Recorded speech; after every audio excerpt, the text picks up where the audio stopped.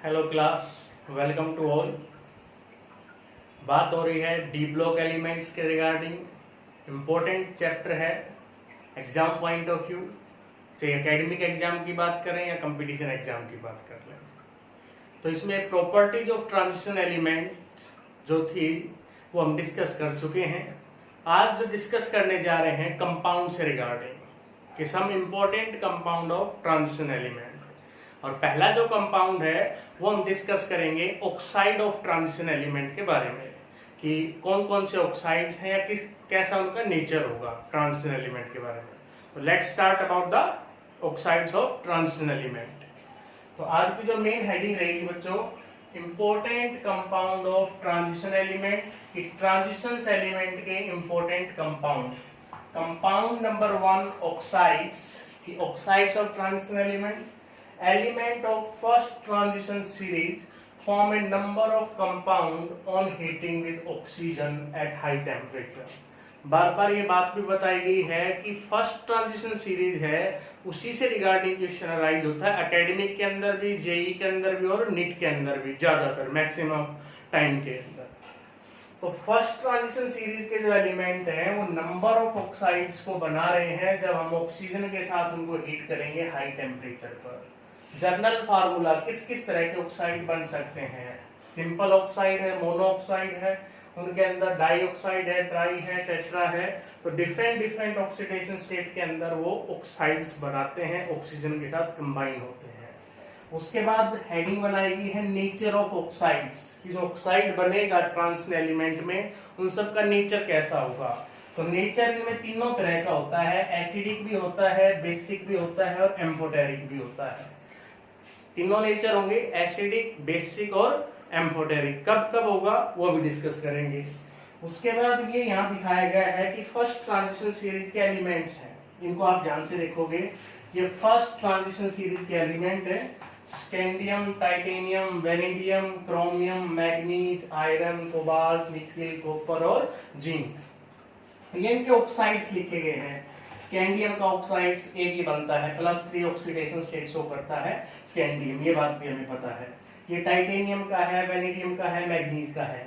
Manganese का ये नीचे और लिखा गया है Mn3O4, Mn3O4 के नीचे लिखा गया है Mn2O7, ये भी मैग्नीज का है। नंबर ऑफ ऑक्साइड इसी में बनते हैं और मैक्सिमम ऑक्सीडेशन स्टेट भी इसी में रहती है, +7 मैग्नीज के अंदर।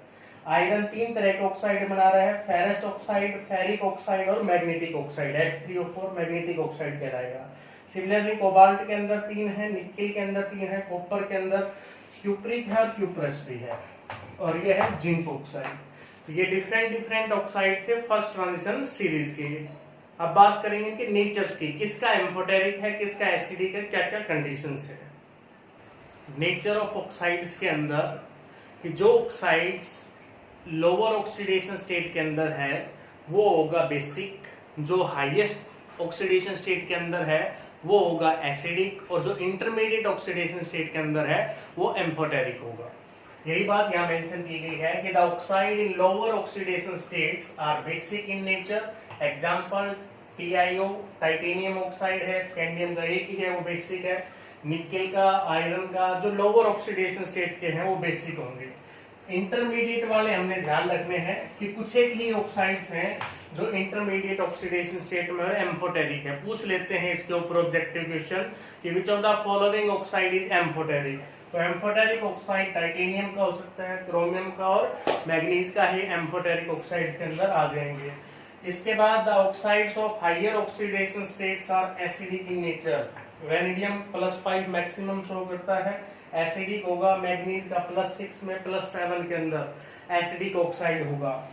और मेटल्स के ऑक्साइड्स में अगर ऑक्सीजन एटम बढ़ती है, नंबर ऑफ ऑक्सीजन एटम बढ़ते हैं तो उनमें एसिडिक कैरेक्टर है वो बढ़ता चला जाएगा। मेटल ऑक्साइड्स के लिए acidic nature increase as the number of oxygen atom increase.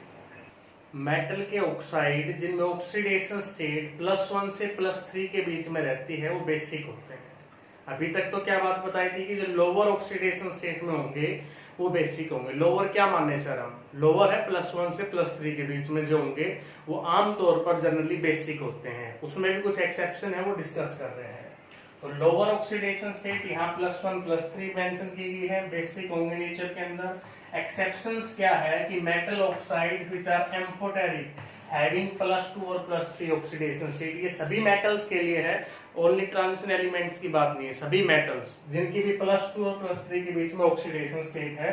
और वो याद रखने का तरीका क्या है, सुनो जनाबे अली के बेकार बेटे, सुनो जनाबे अली के बेकार बेटे, सुनो एसेंट टिंग, जनाबे जिंक, अली एल, बेकार बेरिलियम और क्रोमियम बेटे, यहाँ बी जो लिया गया है बी में बी से लिया गया है, ए टे बे ए टे ए यहाँ से लिया गया है गैलियम के लिए है, और लास्ट में है सी डी आपके पास कैडमियम का ऑक्साइड।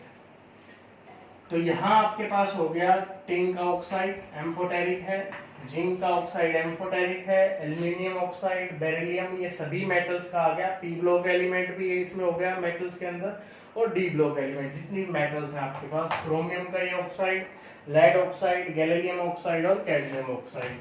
तो +2 और +3 ऑक्सीडेशन स्टेट के एक्सेप्शंस ये हैं। जनरल बात जो दिमाग में है, +1 से +3 जिनकी भी ऑक्सीडेशन स्टेट रहेगी मेटल के अंदर, उनका ऑक्साइड कैसा होगा, बेसिक होगा। सेकेंड टाइप के कंपाउंड की बात कर रहे हैं, हैलाइड्स के बारे में। Halides the compound of halogen, they are called halide. Transition elements react with halogen at high temperature and they form halides. The order of reactivity of halogens, क्योंकि halogen different है, ऑक्सीजन तो एक ही oxides के अंदर, और यहाँ different halogen atom है, तो रिएक्टिविटी ऑर्डर क्या होगा, तो रिएक्टिविटी ऑर्डर हैलोजन का डाउन द ग्रुप कम होता है, मींस फ्लोरीन ज्यादा रिएक्टिव होगा as compare to chlorine, chlorine ज्यादा होगा ब्रोमीन से, ब्रोमीन ज्यादा होगा आयोडीन से, ये ऑर्डर ऑफ रिएक्टिविटी रहेगा। अब कहते हैं जो मेटल अगर हाइयर ऑक्सीडेशन स्टेट के अंदर है तो वो केवल फ्लोराइड ही बनाती है हाइयर ऑक्सीडेशन स्टेट में। इस बात का जिक्र हम प्रॉपर्टीज के अंदर भी कर चुके थे कि जो हाइयर ऑक्सीडेशन स्टेट होंगी ट्रांजिशन एलिमेंट की, वो या तो ऑक्साइड के साथ एग्जिस्ट करती हैं या फ्लोराइड के साथ, क्योंकि they are more electronegative element. और इसके अंदर कि हाइयर ऑक्सीडेशन स्टेट है फ्लोराइड के साथ है, क्यों है, क्योंकि एक तो फ्लोराइड की रिएक्टिविटी, फ्लोरीन की रिएक्टिविटी ज्यादा है और इलेक्ट्रोनेगेटिविटी हाई है, इस वजह से। दूसरा जो कोवेलेंट कैरेक्टर है हैलाइड्स का, वो इंक्रीज हो जाएगा as atomic mass of the halogen atom increase, या मैं यूं कहूं कि electron activity of halogen atom decrease, कि हैलोजन एटम की इलेक्ट्रॉन एक्टिविटी डिक्रीज होगी तो उसके अंदर कोवेलेंट कैरेक्टर बढ़ता चला जाएगा। तो फ्लोरीन मोस्ट इलेक्ट्रोनेगेटिव एलिमेंट है, इसके साथ जो कंपाउंड होंगे वो आमतौर पर आयनिक होते हैं, और उनके साथ जो कंपाउंड है वो कोवेलेंट होते हैं। यही एग्जांपल यहाँ लिखा गया है, CuF2 आयनिक है, जबकि ये दोनों कंपाउंड कैसे हैं, कोवेलेंट है, CuCl2 है।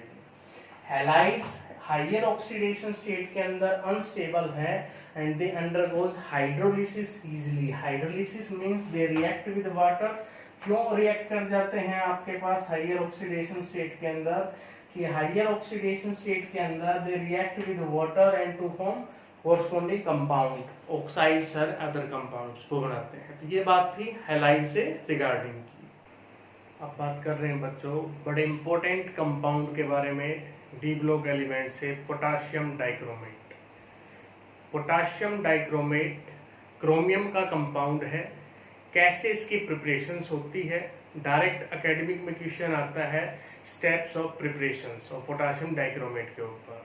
कंप्लीट प्रिपरेशंस भी पूछ सकते हैं, एक सिंगल स्टेप भी पूछा जा सकता है उससे रिगार्डिंग। तो बड़ा इंपॉर्टेंट कंपाउंड है, कोई ना कोई क्वेश्चन इस कंपाउंड पे डेफिनेटली एग्जाम के अंदर आएगा, एकेडमिक एग्जाम के अंदर, जो किसी भी बोर्ड के अंदर हो। तो पोटाशियम डाइक्रोमेट की प्रिपरेशंस की बात करते हैं कि कैसे इसको बनाएंगे। पोटाशियम डाइक्रोमेट को क्रोमियम का ओर है आयरन क्रोमाइड, उस ओर से इसको प्रिपेयर किया जाता है 3 स्टेप के अंदर। कैसे कैसे प्रिपरेशंस करेंगे उसके बारे में डिस्कस कर लेते हैं। तो पोटाशियम डाइक्रोमेट लिखा गया है K2Cr2O7, it is obtained from chromite ore. Chromite ore का फार्मूला, ऑब्जेक्टिव क्वेश्चन यही आ जाता है कि which of the following is chromite ore. Chromite ore chromium का है FeOCr2O3, या किसी के अंदर ऐसे भी लिखा हुआ सकता है FeCr2O4। प्रिपरेशंस की जब बात करते हैं तो पहला स्टेप है प्रिपरेशंस के अंदर कि जो क्रोमाइट ओर है उस क्रोमाइट ओर को हम चेंज करेंगे डाइक्रोमेट के अंदर, सोडियम डाइक्रोमेट के अंदर। कैसे चेंज करेंगे? उस क्रोमाइट ओर को हीट करते हैं सोडियम कार्बोनेट के साथ, या यहाँ अल्कली भी ले सकते हैं, सोडियम हाइड्रोक्साइड भी ले सकते हैं, इस बात का ध्यान रखना। इसी बुक में NaOH हो सकता है या सोडियम कार्बोनेट हो सकता है। बेस के साथ ट्रीट करते हैं, फर्नेस के अंदर हीट किया जाता है फ्री सप्लाई ऑफ एयर की, फ्री सप्लाई ऑफ एयर के अंदर जब उसको हीट करेंगे क्रोमाइट ओर को बेस के साथ, तो वहां पर आपके पास येलो कलर का कंपाउंड बनेगा। This yellow colour compound is sodium chromate. Sodium chromate का फार्मूला Na2CrO4 प्लस Fe2O3 और प्लस 8CO2। ये प्रेसिपिटेट आउट हो जाएगा, अलग हो जाएगा इससे, ये सॉल्यूशंस के अंदर रह जाएगा। उस सॉल्यूशंस को फर्दर ट्रीट करेंगे सल्फ्यूरिक एसिड्स के साथ। ये सॉल्यूशन में है, इसको फर्दर ट्रीट किया जा रहा है सल्फ्यूरिक एसिड के साथ, और ये कन्वर्ट हो जाएगा सोडियम डाइक्रोमेट के अंदर, ऑरेंज कलर के कंपाउंड के अंदर। तो this compound is sodium dichromate. ये कंपाउंड आपके पास बन गया सोडियम डाइक्रोमेट। यहाँ जो सोडियम सल्फेट बना है ये लेस सोलेबल होता है, प्रेसिपिटेट आउट हो जाएगा। तो यहाँ से जो सॉल्यूशंस आया वहां से हम क्रिस्टलाइज कर लेंगे सोडियम डाइक्रोमेट को। तीसरा स्टेप है कि जो डाइक्रोमेट बना सोडियम का, हमने बनाना था पोटाशियम का, हम इसको चेंज कर लेंगे पोटाशियम डाइक्रोमेट के अंदर। ये जो सॉल्यूशंस आया अपने पास, सैचुरेटेड सॉल्यूशन लेते हैं, इस सैचुरेटेड सॉल्यूशंस को KCl के साथ ट्रीट करते हैं, तो ये आपके पास पोटाशियम डाइक्रोमेट बन जाएगा, ऑरेंज कलर का कंपाउंड जो हम चाहते थे। तो 3 स्टेप्स हैं इसकी प्रिपरेशंस की। Properties of the potassium dichromate. First properties है it is orange red coloured crystalline compound. Physical properties है कि दिखने में कैसा होगा, ऑरेंज कलर के क्रिस्टल होते हैं। मेल्टिंग पॉइंट कितना होगा? 671 केल्विन है, या डिग्री सेल्सियस में बात करूं तो 398 है, 398 डिग्री सेल्सियस। लेकिन मेन चीजें यहाँ से केमिकल प्रॉपर्टीज यहाँ से स्टार्ट होती हैं। ये एक्शन ऑफ हीट के बाद कि reaction with alkali oxidising characters, वो प्रॉपर्टीज बड़ी मेन है। तो एक्शन ऑफ हीट इसको कंप्लीट करना आता है एग्जाम के अंदर कि कंप्लीट द रिएक्शन। ये आप रिएक्शन दे देंगे आपको कि पोटाशियम डाइक्रोमेट को हीट करना है, तो डाइक्रोमेट को हीट करेंगे तो डीकम्पोज इनटू क्रोमेट, डीकम्पोज होगा क्रोमेट के अंदर। खुद का ऑरेंज कलर था, हीट करने पर येलो कलर के अंदर चेंज हो गया, प्लस क्रोमियम का ऑक्साइड और plus oxygen. Oxygen rich compound है, हीट करने पर ऑक्सीजन को रिलीज करता है। रिएक्शन विद अल्कली कि इसको बेस के साथ ट्रीट करेंगे तो क्या होगा? पोटाशियम डाइक्रोमेट ऑरेंज कलर का था, अल्कली के साथ ट्रीट करते हैं तो येलो कलर में चेंज हो जाता है। क्यों चेंज हो गया? क्योंकि डाइक्रोमेट से क्रोमेट बन गया। डाइक्रोमेट खुद ऑरेंज कलर का था और इससे यहाँ पर बन गया आपके पास क्रोमेट, ये क्रोमेट बन गया आपके पास। या आयनिक रिएक्शन लिखो, ये मोलिकुलर है। Ionic reaction dichromate ion Cr2O7 negative, hydroxyl ion alkali medium के अंदर, क्रोमेट आयन के अंदर चेंज हो गई। ये जो क्रोमेट बनता है, क्रोमेट या क्रोमेट आयन, अगर इसको एसिडिफाई किया जाए, एसिडिक मीडियम में ट्रीट किया जाए, तो ये फर्दर डाइक्रोमेट के अंदर या डाइक्रोमेट आयन के अंदर चेंज हो जाता है। तो दोनों आयन इंटर कन्वर्टिबल है। अल्कलाइन मीडियम के अंदर डाइक्रोमेट चेंज होगा क्रोमेट के अंदर, एसिडिक मीडियम के अंदर ये जो क्रोमेट है ये वापस चेंज हो जाएगा किसके अंदर? डाइक्रोमेट के अंदर। एसिडिक मीडियम में जो क्रोमेट आयन है येलो कलर का, वो चेंज हो जाता है डाइक्रोमेट आयन के अंदर। डाइक्रोमेट आयन का कलर कैसा होगा? ऑरेंज कलर होगा एसिडिक मीडियम में। तो अल्कलाइन में डाइक्रोमेट और इसमें और एसिडिक में कौन सा? क्रोमेट। और ये पाया गया कि एट pH4 कि pH4 के ऊपर ये जो दोनों आयन है डाइक्रोमेट और क्रोमेट इंटर कन्वर्टिबल है एक दूसरे के अंदर। डाइक्रोमेट आयन H2O pH4 के ऊपर, pH4 के ऊपर डाइक्रोमेट आयन क्रोमेट आयन में चेंज हो जाएगा और क्रोमेट आयन किस में चेंज हो जाएगा? डाइक्रोमेट आयन के अंदर। यहाँ से एक चीज नोट करने लायक है, अगर आप एसिडिफाई कर रहे हो, हाइड्रोजन आयन को जोड़ रहे हो, तो क्रोमेट किस में चेंज होगा? डाइक्रोमेट आयन के अंदर। अल्कलाइन मीडियम आप लाने की कोशिश कर रहे हो तो डाइक्रोमेट किस में चेंज हो रहा है? क्रोमेट आयन के अंदर। तो इसके ऊपर क्वेश्चन अराइज होता है कि what is the effect of pH on dichromate और क्रोमेट आयन सॉल्यूशन। क्या उनके ऊपर पीएच का इफेक्ट रहेगा? उसके बाद very important properties of potassium dichromate is oxidising character या oxidising agent. Potassium dichromate oxidising agent का काम करता है एसिडिक मीडियम में, स्ट्रॉन्ग ऑक्सीडाइजिंग एजेंट है, पावरफुल ऑक्सीडाइजिंग एजेंट है। क्यों है ये पावरफुल ऑक्सीडाइजिंग एजेंट? पावरफुल इसलिए है कि इसकी दो रिएक्शंस हैं।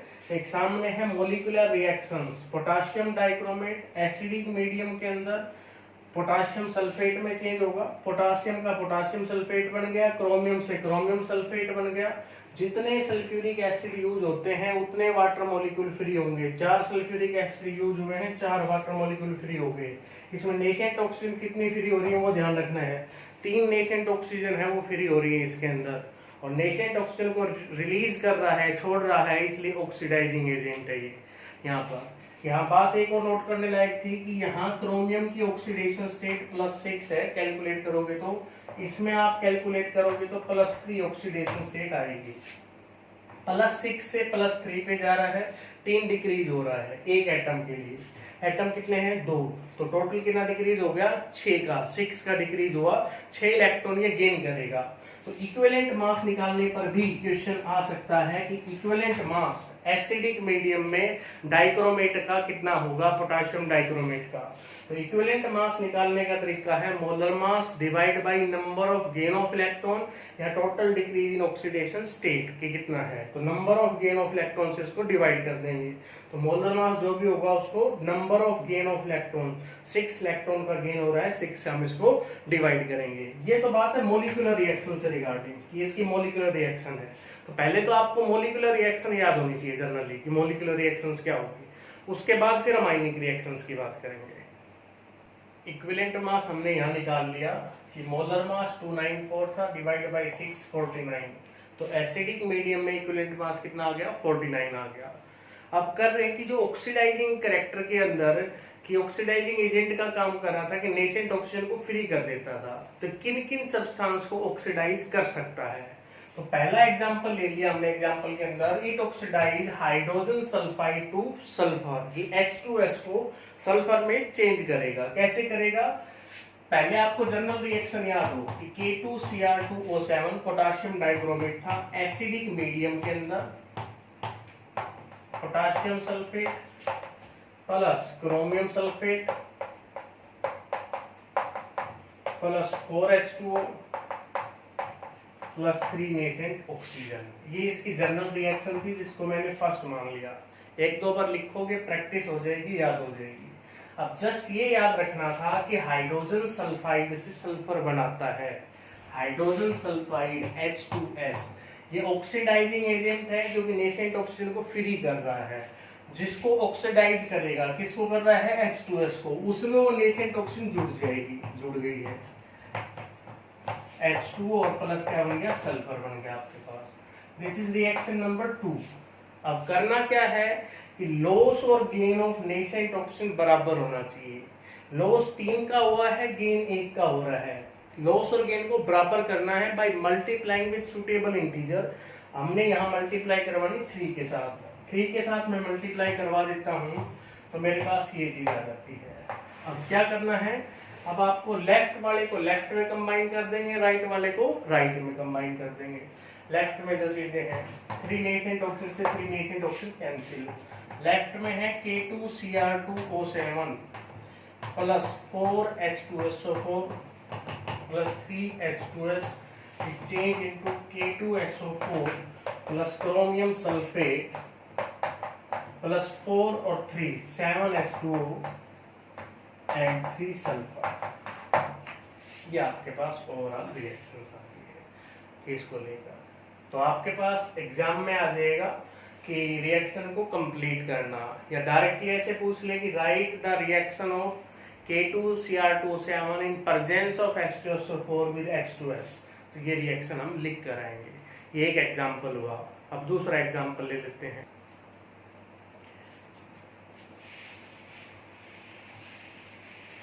सेकेंड एग्जांपल के अंदर, अब एग्जांपल हमने ध्यान रखने हैं। एग्जांपल नंबर 2 मैंने ले लिया, एग्जांपल नंबर 2 मैंने ले लिया यहाँ पर कि it oxidise ferrous sulphate to ferric sulphate. Ferrous sulphate को किस में ऑक्सीडाइज कर देगा? फेरिक सल्फेट के अंदर। फर्स्ट रिएक्शन कॉमन चलनी है। फर्स्ट रिएक्शन ये है K2Cr2O7 एसिडिक मीडियम के अंदर है और पोटाशियम सल्फेट बनेगा, क्रोमियम से क्रोमियम सल्फेट बन जाएगा। थ्री नेसेंट ऑक्सीजन फ्री होते हैं। तो ये फर्स्ट रिएक्शन जनरल होगी अपने पास यहाँ से।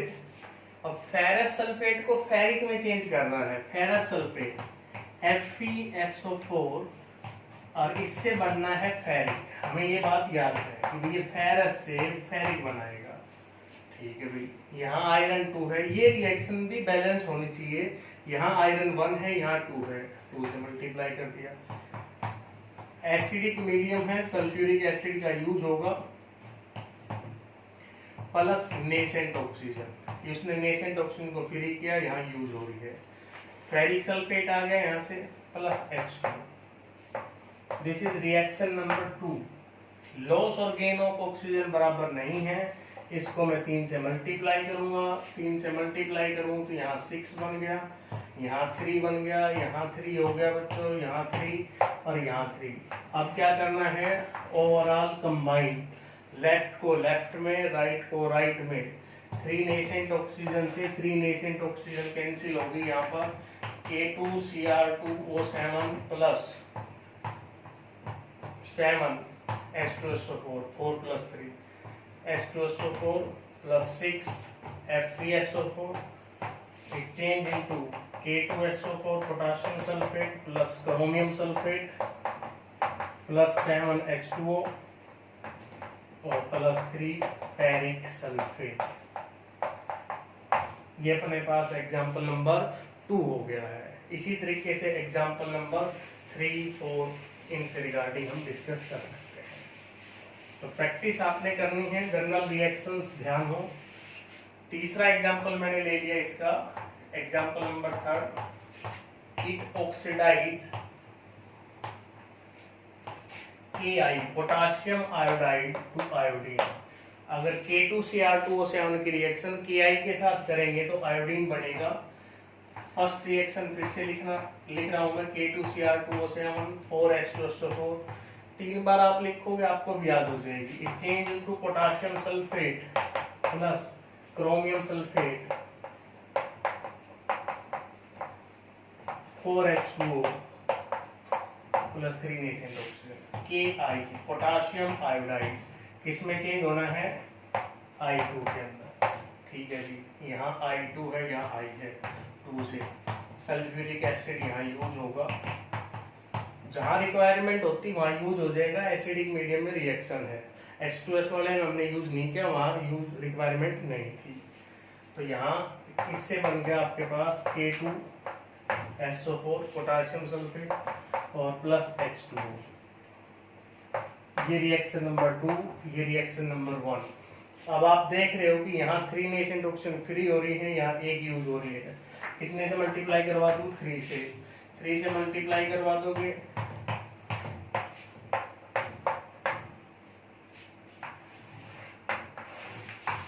लेफ्ट को लेफ्ट में, राइट को राइट में जोड़ना है। नेसेंट ऑक्सीजन से नेसेंट ऑक्सीजन कैंसिल हो जाएगी।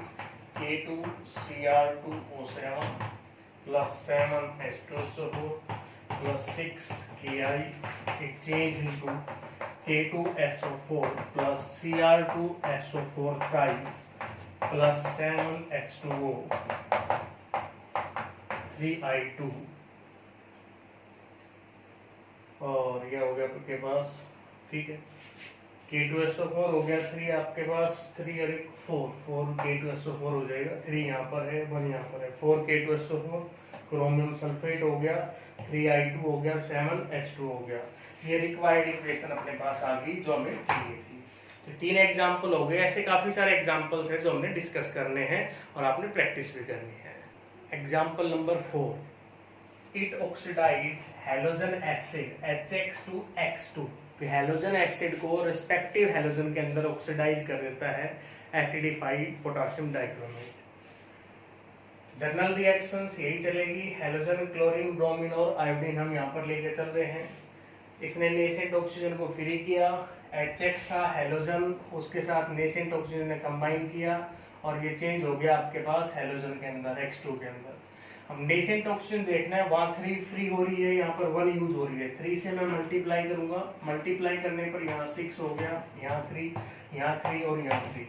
अब क्या करना है, लेफ्ट वाले को लेफ्ट में जोड़ना है, राइट वाले को राइट में। जब मैं लेफ्ट वाले को लेफ्ट में जोड़ता हूँ, K2Cr2O7 + 4 H2SO4 + 6 HX, 3 nascent oxygen से नेसेंट ऑक्सीजन कैंसिल होगी, आपके पास K2SO4 पोटासियम सल्फेट है, क्रोमियम सल्फेट है और 7H2 है + 3X2 है, हेलोजन है, जो भी रेस्पेक्टिव हेलोजन। एक चीज जो याद रखने लायक है वो ये है कि यहाँ जो आप HX क्लोरीन ले रहे हो ये HCl गैस है कि इट ऑक्सीडाइज, एसिडिक मीडियम की बात है तो ये इसको ऑक्सीडाइज कर देगा इसमें, अगर HCl गैस को। अगर एसिडिक मीडियम ना दे रखा हो, मतलब इस तरह के ना दे रखा हो H2SO4 की प्रेजेंस में, अगर आप डायरेक्टली HCl एसिड की रिएक्शन करवाते हो, मींस लिक्विड, HCl एसिड का मतलब वो लिक्विड है, HCl गैस है, गैसेस फॉर्म के अंदर है, वो एसिड नहीं काम कर रही उस टाइम पर। तो पोटासियम डाइक्रोमेट HCl एसिड के साथ रिएक्ट कर रहा है। अब यहाँ अब्सेंस है H2SO4 की, उस टाइम पर भी क्लोरीन गैस ही इवोल्व होती है, यहाँ पर भी हो रही है, लेकिन रिएक्शंस डिफरेंट लिखी जा रही है। एसिडिक मीडियम था, ऑक्सीडाइजिंग एजेंट का काम कर रहा है यहाँ पर, यहाँ कोई एसिडिक मीडियम नहीं है, H2SO4 नहीं दे रखा है, यहाँ कौन सा लेके चल रहे हैं, HCl। अब आप लोगों के दिमाग में क्वेश्चन अराइज हो रहा होगा कि एसिडिक मीडियम का मतलब H2SO4 ही क्यों है सर, यहाँ हमने HNO3 या HCl एसिड को क्यों नहीं यूज किया। और इस बात पे क्वेश्चन अराइज होता है, कंसेप्चुअल क्वेश्चन, कि व्हाई HCl और HNO3 is not used as a acids during the oxidising characters या oxidising properties of potassium dichromate. तो HCl तो इसलिए यूज नहीं करते कि HCl को ये ऑक्सीडाइज कर देता है, और HNO3 खुद स्ट्रॉन्ग ऑक्सीडाइजिंग एजेंट है, it may be reduce potassium dichromate, तो इसलिए उसको यूज नहीं करते। तो किसको यूज करते हैं, H2SO4। नेक्स्ट एग्जांपल है इसका, it oxidise sulphide to sulphate, कि सल्फाइड को सल्फेट में चेंज कर देगा। सल्फाइड क्या है, SO3 two negative, sulphate SO4 two negative. मैंने जनरल रिएक्शन वही चलेगी, फर्स्ट रिएक्शन लर्न भी होगी आपको, अभी तक याद भी होगी। 3 नेसेंट ऑक्सीजन वहां से फ्री हो गए, ये सल्फाइड ले लिया सोडियम का, सोडियम सल्फाइड नेसेंट ऑक्सीजन को गेन करेगा, वहां से फ्री हो रही है sodium sulphate, this is reaction number 2। अब सेकेंड रिएक्शन और बैलेंस होनी चाहिए, मल्टीप्लाई करने से पहले रिएक्शन बैलेंस है। अब लॉस और गेन बराबर करना है, 3 नेसेंट ऑक्सीजन फ्री हो रही है, 1 यूज हो रही है, इसलिए आप यहाँ 3 से मल्टीप्लाई कर दोगे। 3 से मल्टीप्लाई करने के बाद 3 3 3 ये हो गया। लेफ्ट वाले को लेफ्ट में जोड़ना है, राइट वाले को राइट में जोड़ना है, जोड़ लेंगे आप लोग, और नेसेंट ऑक्सीजन से नेसेंट ऑक्सीजन कैंसिल हो जाएगी, हो जाएगा। करें इसको सिमिलरली, जैसे ये था सल्फाइड, ऐसे है nitrite to nitrate, NO2 negative nitrite है और NO3 1 नेगेटिव क्या है, नाइट्रेट। सोडियम नाइट्राइट ले लिया मैंने, सोडियम नाइट्रेट के अंदर क्या करूं, नेसेंट ऑक्सीजन गेन कर, ये रिएक्शन आपने यहाँ लिखनी है इसके लिए।